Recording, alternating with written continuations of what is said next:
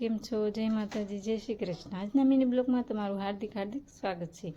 તો આપણે નાહી ધોઈને તૈયાર થઈ ગયા છે, હવે કામની શરૂઆત કરી દઈએ। તો હાલો હવે આપણે વાળવાની શરૂઆત કરી દઈએ।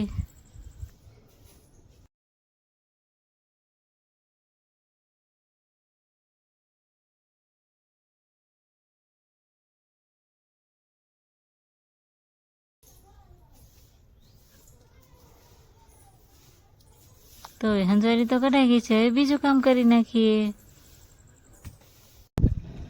તો હાલો આપણે કપડાં ધોવાની શરૂઆત કરી દીધી છે ને પહેલાં ધોઈ નાખી ભાઈની લેંગી। અને અમે તો આવો સાબુ વાપરીશ, તમે કેવો સાબુ વાપરો છો કોમેન્ટમાં જણાવજો।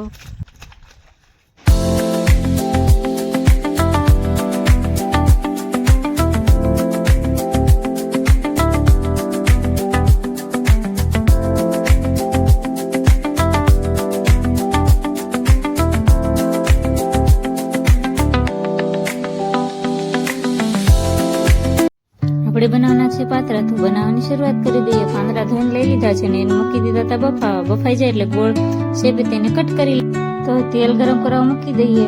તેલ ગરમ થઈ જાય એટલી વાર આપણે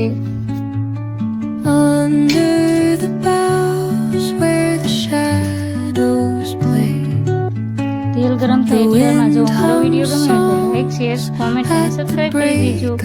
તો હવે તેલ ગરમ થઈ ગયું છે તો રાઈ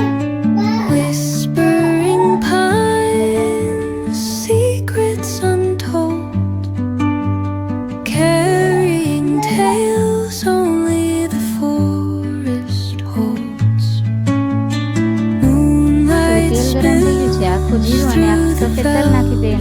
મીઠું લીમડો તો આપણો વઘાર થઈ ગયો છે। આવી રીતે મસ્ત મજાનો વઘાર કરીએ છીએ, તમે કેવી રીતે કરો છો કોમેન્ટમાં જણાવજો।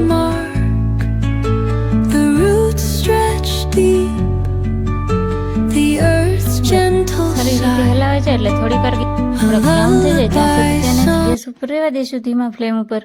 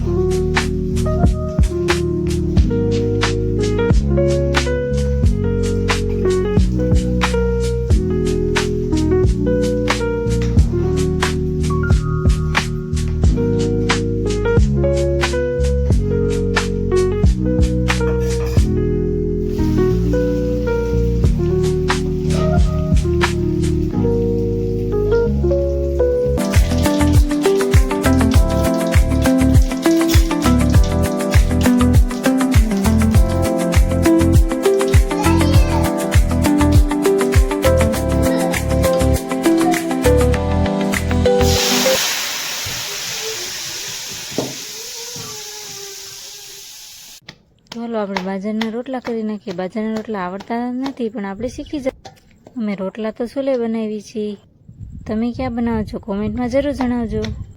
આપણે બાજરાના 2 રોટલા બનાવવાના છે, અને કોને બાજરાનો રોટલો ભાવે છે કોમેન્ટમાં જણાવજો, ને કોને કોને આવડે છે એ પણ કોમેન્ટમાં જણાવજો। તો બસ આજના મિની બ્લોગમાં આટલું જ। ગેસ તો આપણે છે પણ ચૂલા જેવી મજા ન આવે કે ચૂલે બનેલો રોટલો ખાવાની ખૂબ મજા આવે। ચૂલે બનેલો બાજરાનો રોટલો અને મગનું શાક મજા પડી જાય।